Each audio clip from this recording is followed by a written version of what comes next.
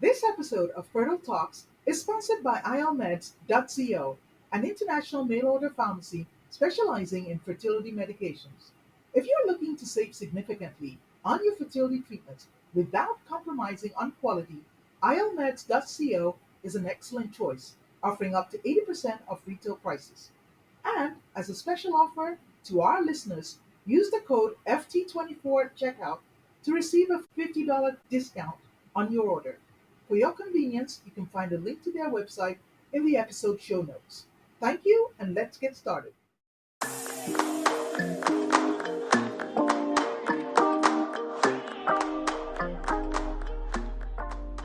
Welcome to Fertile Talks, the global podcast celebrating the diversity of fertility journeys.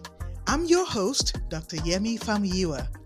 Whether you're just starting or simply curious, this is your safe space. In each episode, we will bring you expert insights, heartfelt personal stories, and the latest in reproductive health.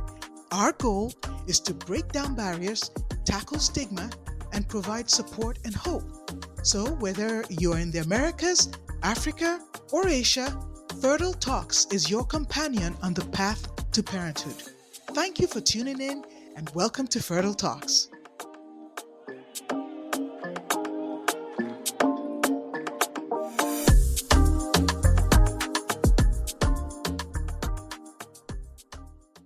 Hello, everyone, and welcome to another episode of Fertile Talks. This is your favorite host, Dr. Yemi Famuyiwa, presenting another new topic for you. Today, I want to focus on e-cigarettes. E-cigarettes, everybody's heard of them. And the reason I want to do this is a patient of mine that I had recently told me, Dr. Famiua, I don't smoke, but I use e-cigarettes and I use it every day. And I think it's better. That's why I don't smoke, but I do e-cigarettes. So I wanted to delve into the topic of e-cigarettes to go over what it is and why it may not be so conducive to your fertility. In fact, there are more studies coming out that are showing that the flavorings that are used to entice our youth nowadays has actually increased the toxicity levels in e-cigarettes. What are e-cigarettes? E-cigarettes have evolved. There are now four generations of e-cigarettes that have come about. They usually have the same main component.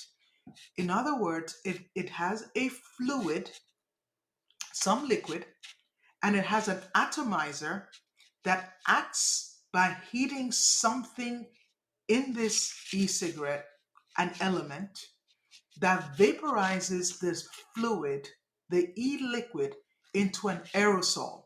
So almost like a gaseous substance. It turns the liquid into a gaseous formula that people now inhale. Um, so some of the initial e-cigarettes that came out used to be disposable. They were one-time uses. And I think they've now evolved where they are refillable ones in the market. There are over 500 brands of e-cigarettes with over 8,000 flavors that are commercially available. The interesting thing is 40% of people who use e-cigarettes have never smoked before. And e-cigarettes may become a gateway, an entry point into them going to conventional cigarette smoking. The thing is, e-cigarettes has various toxins. They're composed of various toxins that I would like to go over today. All right. So, what are the composition of e-cigarettes? You have water, you have what is called glycols, and then you have nicotine. So, it is not nicotine free. It does have nicotine that could be addictive. Now, the e-liquid and the aerosol, when vaporized, can produce several compounds, some of which are nanoparticles. Now, I went over nanoparticles in a few of my previous episodes, so I'd refer you to go back and listen to them. They also produce formaldehyde, acetaldehyde, acrolein, butyraldehyde, and some volatile organic compounds. Some of the volatile organic compounds include benzene and toluene. Now, if you haven't heard of it before, benzene is a known carcinogen, right? It's a known carcinogen. So it is located in the aerosol. In addition to all these chemicals that I mentioned, it does let off some heavy metal particles, such as lead, chromium, tin, cadmium, mercury, aluminum. You are putting these heavy metals into a gaseous format and inhaling them. Now, I'm sure people have heard that lead can be toxic. And then they have something called tobacco specific nitrosamines, TSNAs. We'll go over that a little bit. They have flavored some of these e cigarettes, and the flavorings have hydrocarbons in it, polycyclic aromatic hydrocompounds. They're called PAHs for short, and phenol. Okay? What can these compounds do to you? We know that the heat produced by the e cigarette leads to the oxidation of glycol, which is the major element found in an e cigarette. And it breaks the glycol down, leading to the formation of very harmful substances that can now be inhaled. Okay? Now, there are some of them that are labeled as nicotine free. And when they were tested, they were indeed found to actually have nicotine. So just because it says nicotine free does not mean it is entirely free of nicotine. When you inhale, one inhalation from an e cigarette can contain up to 35 milligrams of nicotine. There are other particles that are known as microparticles, nanoparticles, anywhere from 11 to 600 nanometers inside, that are inhaled into the lungs. So there are limited studies on the long term effects, but some of this may cause damage. We still need a lot more study to be done on this. Again, I refer back to some of my previous episodes on microparticles and nanoparticles. Okay. Now, I mentioned the tobacco specific nitrosamines, TSNAs. These are they're found in the flavoring that are in e-cigarettes. They're highly toxic and they have potential carcinogenic effects. So be careful. Um, Other compounds that I mentioned are the aldehydes, your formaldehyde, your acetaldehyde, acrolein. These substances are actually highly irritating and toxic. So imagine you're putting this in your lungs, you're irritating your lungs, you're causing inflammation, and you're destroying some lung cells, right? So patients who consume e cigarettes have a propensity, a disposition to getting long term lung disease. Okay? So, what about the volatile organic compounds? Yeah, I mentioned benzenes. Those can produce irritation, headaches, central nervous system damage, damage to your liver, and damage to your kidneys as well. There's another one called benzopyrene. It's a known carcinogen. All right. So the effect of this is still being studied. So when you compare your e-cigarettes to, say, regular cigarettes, you still find that these e-cigarettes can do some major damage. What is the one that concerns us for fertility? They can produce what is called a disruption of the hypothalamic pituitary axis, gonadal axis. This is the axis where signals are sent from your pituitary, from your hypothalamus to the pituitary, going to your ovaries and to your testes that produces the cyclic nature of your cycle. When you interfere with this cycle, you may disrupt ovulation, right?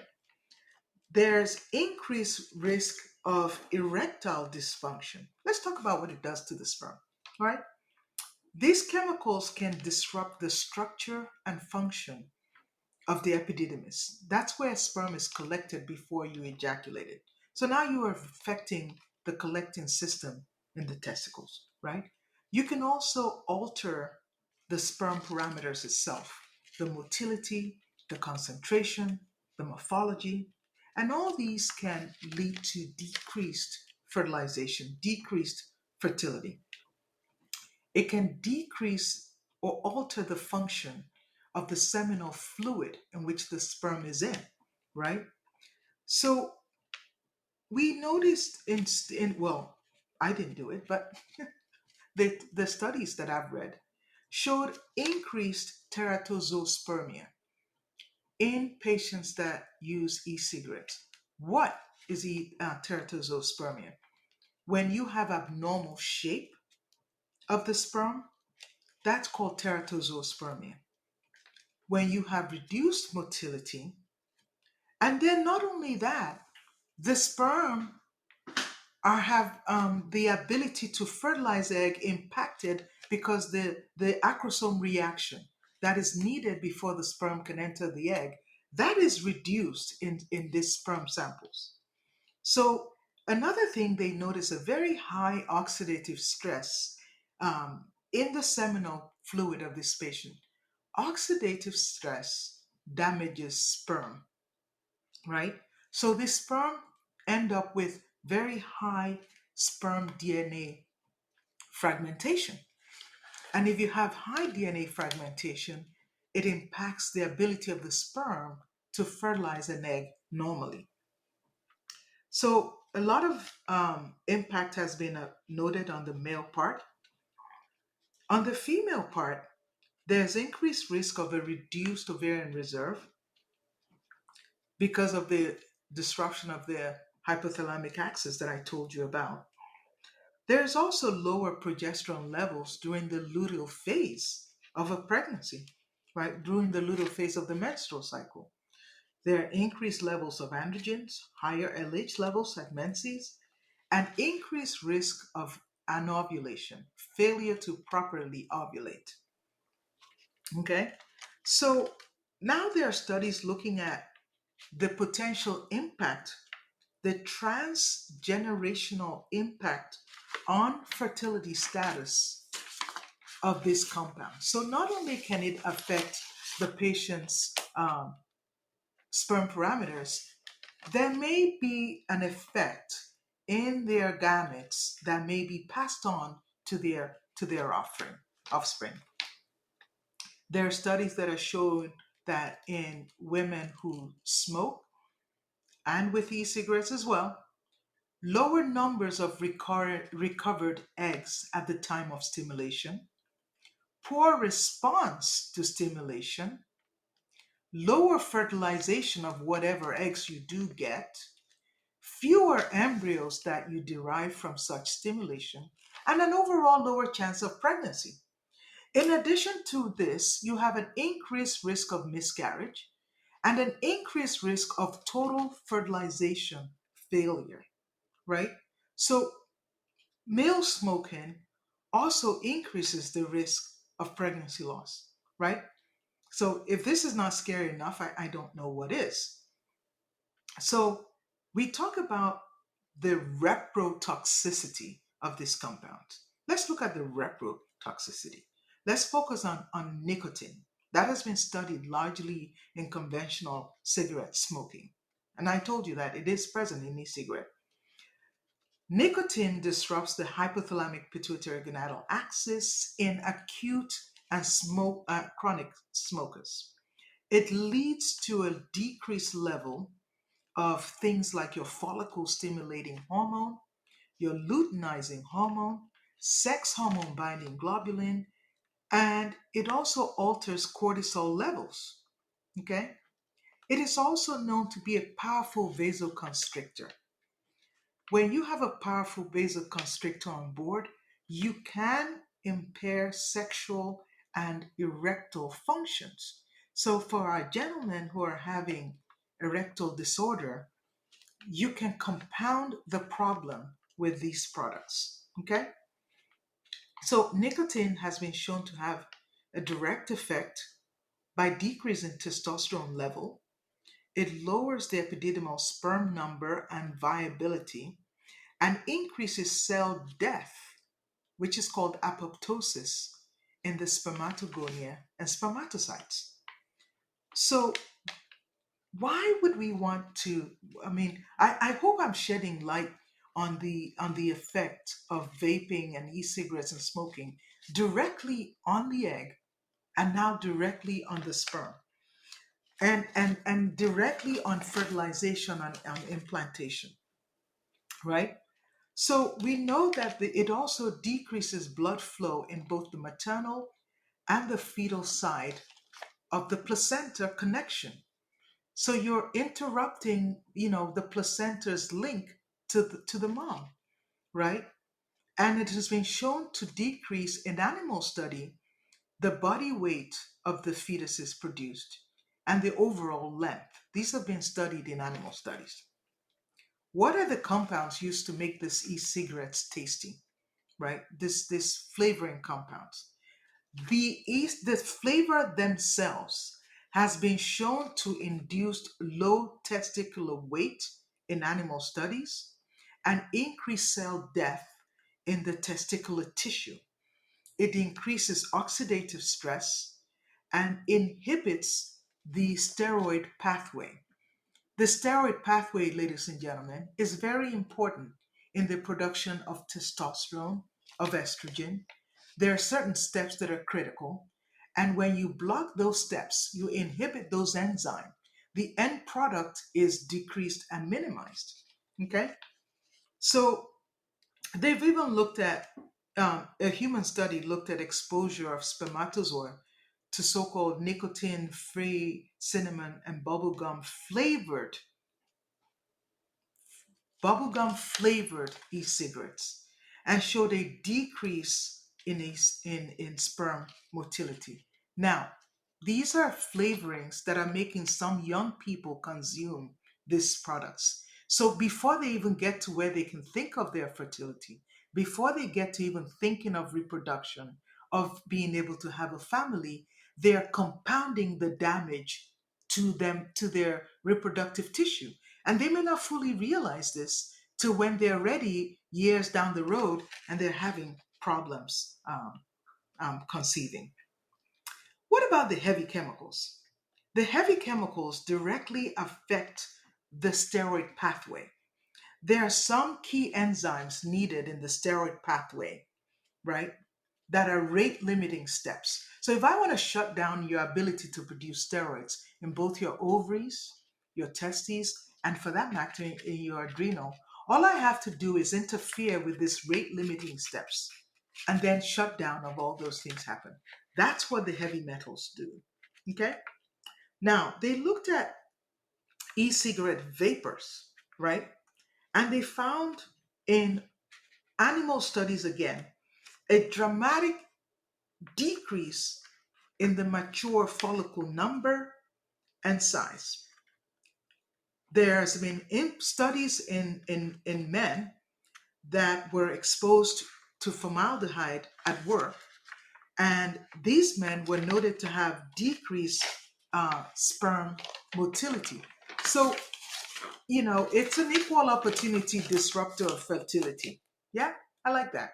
Equal opportunity disruptor of fertility, both the male side and the female side. So, do you really want to be consuming e cigarettes? I don't think so. And with the potential that it may have a lasting impact that may be transmitted, that may give you pause. Now, we do know that when you're ready to do IVF, you're going through ART, you probably want to stop as soon as you can, because we know that this thing can interrupt with the success of what you're trying to do. So again, I hope I've shared information on e-cigarettes and on fertility. And I tell you what, dear audience, you can really help us, not just listening to our stream, but click the subscribe button, because the algorithm doesn't share it out until you click that subscribe button, click the like button, send this to whoever you know, send this to maybe people who need to hear it, who haven't even thought about children. So until the next time, please follow us on Fertile Talks, and you can email us on Fertile Talks as well. It's fertiletalks@gmail.com. Thank you and have a pleasant day.